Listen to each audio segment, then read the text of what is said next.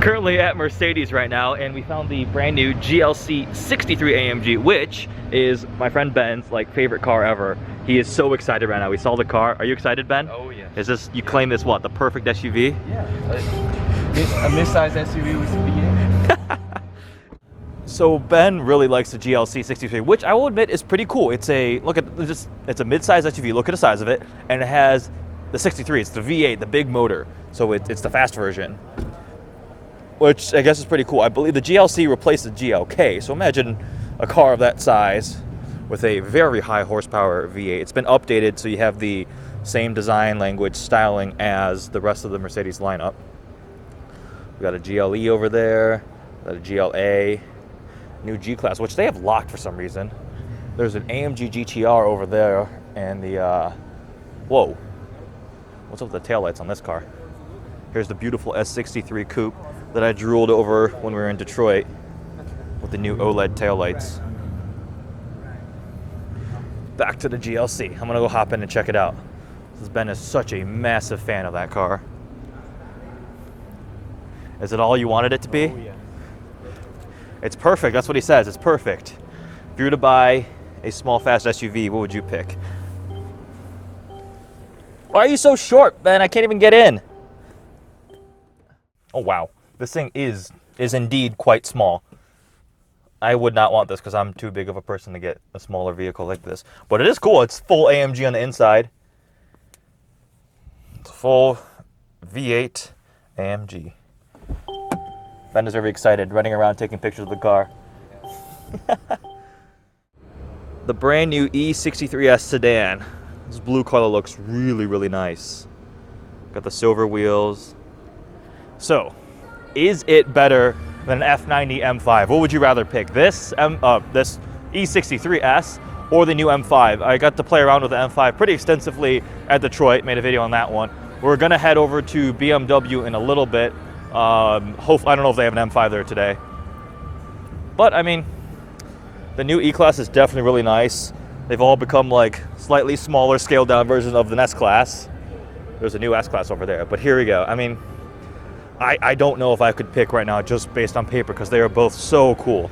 All-wheel drive on both of them. They both got like crazy drift modes.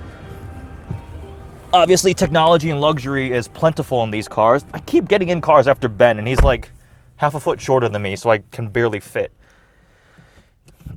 There we go. More also IWC on all AMGs, and apparently Maybach too, which we discovered. You get that IWC clock. Man, this is definitely nice. The double screens are cool. I can't decide. I need to drive both of them, then decide. But comment below, what would you rather have? An E63S or an F90 M5? Because they're both amazing. Audi needs to like bring an RS6 Avant. I guess the RS7 technically competes here, but because there's a CLS and M6 Grand Coupe, it kind of is like all weird. But Audi doesn't really have a direct, straight, regular sedan comparison, which I wish they did. Back seat. After getting out of the Maybach, how's it feel? It's tiny. I keep getting in cars after you, and I like can barely slide my legs under the steering wheel because you're like 5'3", right? Let's just say I made $1 bajillion and I needed a big luxury Maybach type of thing. I think I'd get the S560 now because it's all-wheel drive, and the V12, this one, the S600, you cannot get all-wheel drive. You can't get 4MATIC. And I mean, the V12 is nice, but probably because I'm not in the same mentality of someone who just buys V12 Mercedes randomly. But I think the V8's more than adequate. You comfortable back there? Oh yeah, I can sleep in. All right, take a nap. Oops. Oh, it's an S650. So they're also renaming these. Oh, it's all confusing now. So you get the 560 and the 650. Where is the reasoning behind all of this? Everything is quilted. You also, one thing I did notice at Detroit, because I sat in the brand new Phantom and then this, pretty much back to back, there was more legroom in this, I felt, than the Phantom. But the Phantom was a regular wheelbase, not long wheelbase. Pillows. Remember in China and Beijing when we were checking out, they have the S400 Maybach? Yeah. So it's a full-length, extra long wheelbase, but has a V6. So because in China, gas and just everything involving nice cars is extremely expensive. So S400 Maybach is a thing. Wow. Oh yeah. This is the view that you have while sitting in a Maybach being chauffeured around. I can't, like, my knees are feet away from there. Nice. So Ben and I are currently having an argument. He loves adaptive cruise control more than like anything else, any other feature in a car, and blind spot monitoring. And I personally, we both agree that the GTR is definitely a supercar, right? Yeah. 100%. AMG GT R is a supercar, and it's like one of the few ones that has it has Distrada from Mercedes, and it has blind spot warning, which he was complaining that the new R8 doesn't have blind spot warning, which I will agree, because when I drove that new Spider, the blind spots were absolutely enormous. Like, it was actually hard to see when I was trying to turn onto a road. So there's a debate.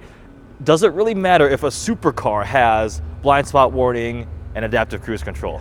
I personally would enjoy it and appreciate it, but it's not like a deal breaker for me. That's not what I'm looking for when I'm shopping for a 458 or a Huracan or something. Like, it doesn't have blind, like, oh, whatever. Not a huge deal, because it's not. But if I was buying like an A8 or like an S7 or something and didn't have blind spot warning, I'd be like, wait a second, guys, that's not cool.